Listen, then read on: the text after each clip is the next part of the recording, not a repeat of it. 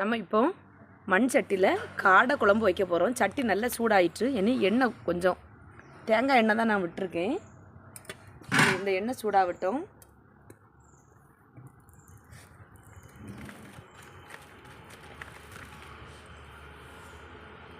எண்ணெய் நல்லாவே சூடாயிட்டு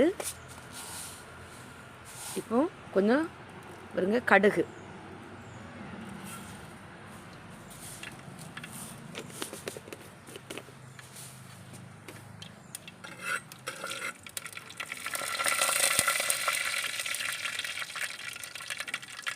கடுகு நல்லா வெடிச்சிட்டு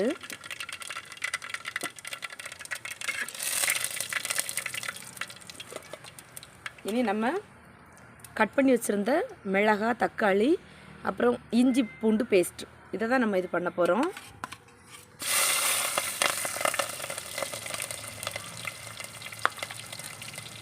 அப்புறம் வெட்டி வச்சுருந்த சின்ன வெங்காயம்.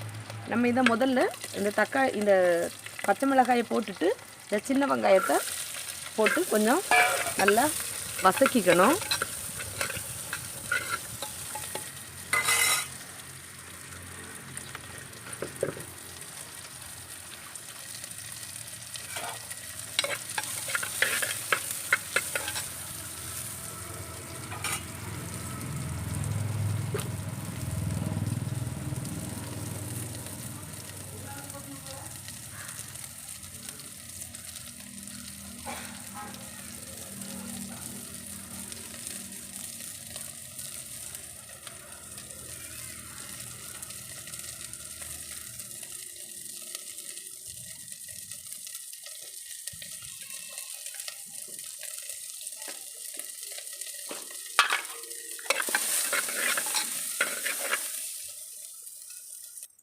உள்ளி கொஞ்சம் நல்லாவே வசங்கிட்டு இனி நம்ம இதுக்கு கூடால தக்காளியை சேர்க்க போகிறோம்.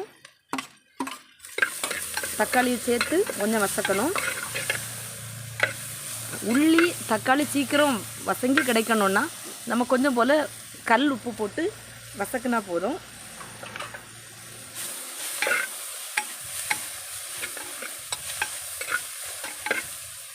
நான் இப்போ அதில் கல் உப்பு போடலை. ஆனால் அப்படி போட்டால் சீக்கிரமே நல்லா வசங்கி நல்லா வெந்து சீக்கிரம் கிடைக்கும்.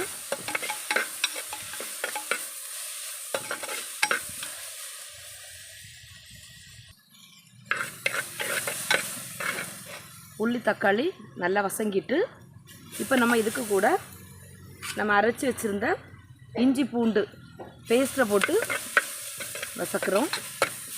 நல்லா கிண்டி எடுத்துட்டு அந்த இஞ்சியோட பச்சை வாசனை கொஞ்சம் மாறணும்.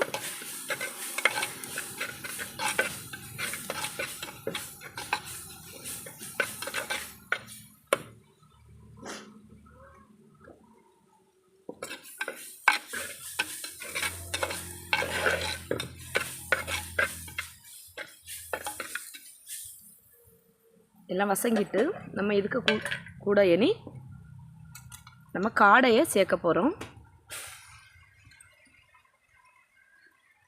நல்லா சுத்தம் செஞ்சு கட் பண்ணி வச்சுருந்தேன். அந்த காடையை சேர்த்து நல்லா அழகாக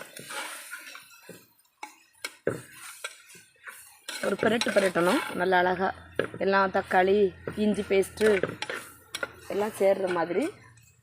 அப்புறம் சிலருக்கு உருளைக்கிழங்கு போடுறது பிடிக்கும்.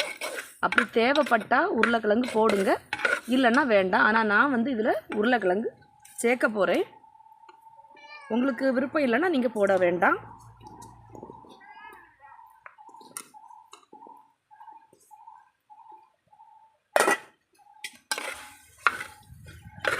எல்லாம் சேர்த்து ஒரு பிரட்டி தண்ணி வச்சு இனி மூடி வச்சுருவோம். மூடி வச்சுட்டு நம்ம இதில் போடக்கூடிய மசாலாவை தயார் பண்ணிட்டு வருவோம்.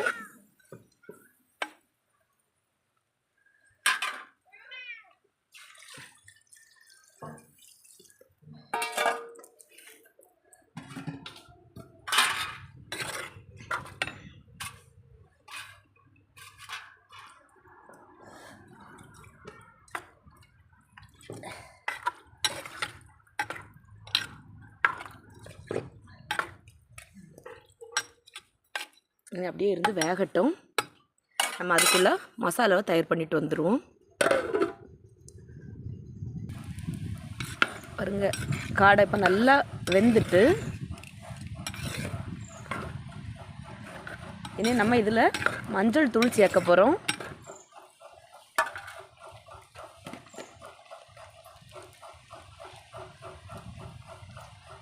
பார்த்தீங்களா, மஞ்சள் தூள் போட்டாச்சு.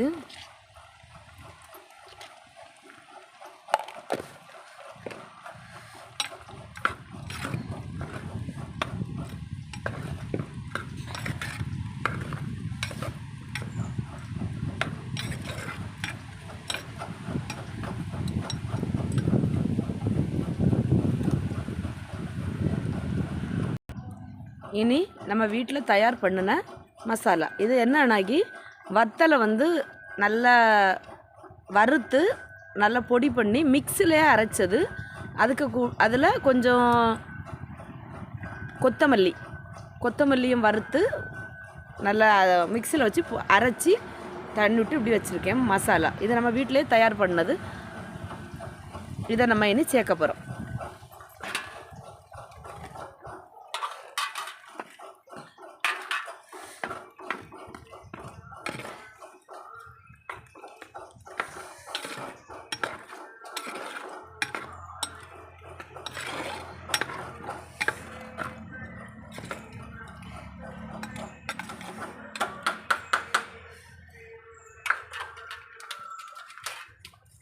உப்பு எடுக்க போனாலும் உப்பு போட்டுட்டேன்.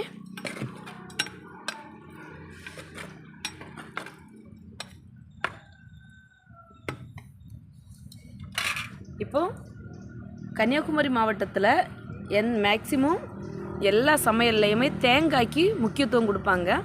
ஆனால் சிலவங்க வந்து இறைச்சி குழம்பு வைக்கும்போது அதில் வந்து தேங்காய் இல்லாமல் பண்ணுவாங்க. ஆனால் வந்து கன்னியாகுமரி மாவட்டத்தில் மேக்சிமம் தேங்காய் சேர்ப்பாங்க. அதனால் இங்கே பாருங்கள், தேங்காய் வந்து இப்படி இருக்குன்னு நினைக்க வேண்டாம். ஏன்னா நான் மசாலா அரைச்ச அந்த ஜார்லேயே இந்த தேங்காவையும் அரைச்சிருக்கேன். தேங்காய் கூட வேறு எதுவுமே சேர்க்கலை, கொஞ்சம் ஜீரகம் மட்டும்தான் சேர்த்துருக்கேன். இனி இதை சேர்க்க போகிறோம்.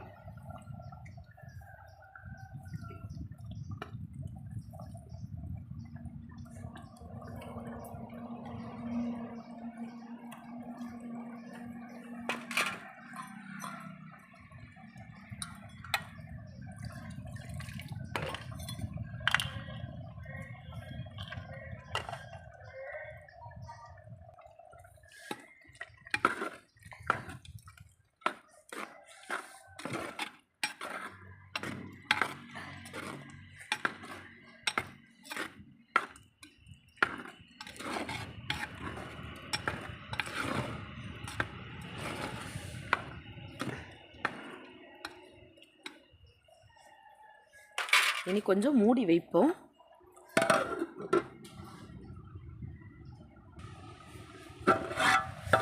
நல்லா கொதிச்சுட்டு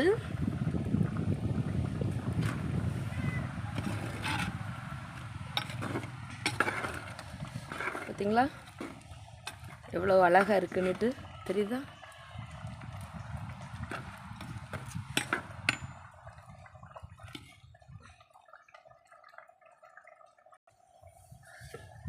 கடைசியாக நம்ம இப்போ கருவேப்பிலை போட்டிருக்கோம்.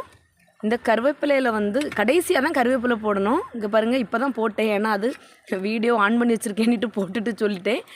ஆனால் கருவேப்பிலை இப்போ போட்டிருக்கேன். ஏன்னா கருவேப்பிலை எதனால் கடைசியில் போடணுன்னா அதில் வந்து ஏற்கனவே நிறைய மருத்துவ குணங்கள் இருக்குது. அதனால் என்னென்னா அதை கடைசியில் தான் போடணும். ஏன்னா சிலர் வந்து எண்ணெயில் போட்டு பொரிய வச்சுருவாங்க. அதில் எந்த விதமான சத்துக்களுமே நமக்கு கிடைக்காது. இது வந்து நம்ம வந்து அந்த கடைசியில் போடும்போது அது வெந்து அந்த கருவேப்பிலையிலோட சத்துக்களும் நம்மளுக்கு கிடைக்கும். அதனால் கடைசியில் போடணும். ஆனால் வாசனையாகவும் டேஸ்ட்டாகவும் இருக்கும். ஆனால் இந்த குழம்பு இப்போ சரியான டேஸ்ட்டாக இருக்குது. நான் ஏற்கனவே ஒரு தடவை டேஸ்ட்டு பார்த்துட்டேன். இருந்தாலும் உங்களுக்காக ஒரு தடவை அருமையாக இருக்குது, பார்த்துக்கோங்க. நீங்களும் இந்த மாதிரி ட்ரை பண்ணி பாருங்கள். இங்கே பாருங்கள், தெரியுதா எவ்வளோ அழகாக இருக்குதுன்னு? நீங்களும் இங்கே பாருங்கள், நல்ல வெயிலாக இருக்குது. அதனால தான் அது சரியாக வீடியோவில் தெரிய மாட்டேங்குது. இங்கே பார்த்தீங்களா, சூப்பராக இருக்குது.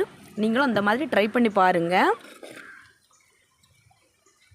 எங்கள் வீடியோ பிடிச்சிருந்துன்னா லைக் பண்ணுங்கள், ஷேர் பண்ணுங்கள், கமெண்ட் பண்ணுங்கள். மறக்காமல் எங்கள் சேனலை சப்ஸ்கிரைப் பண்ணுங்கள். நன்றி, வணக்கம்.